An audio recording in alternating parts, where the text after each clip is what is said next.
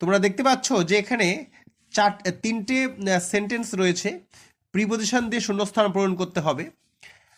You must be back dash 4 o'clock, he has been here dash 4 o'clock, he did not get back dash 4 o'clock।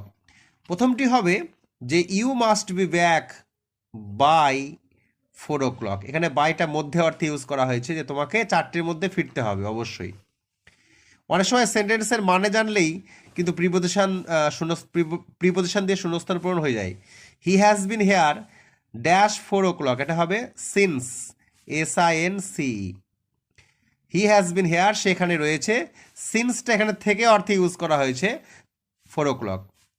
He did not get back, এটা before 4 o'clock হবে, সে 4টের আগে ফিরে আসেনি। BEFORE, এই যে by, since, before, এগুলো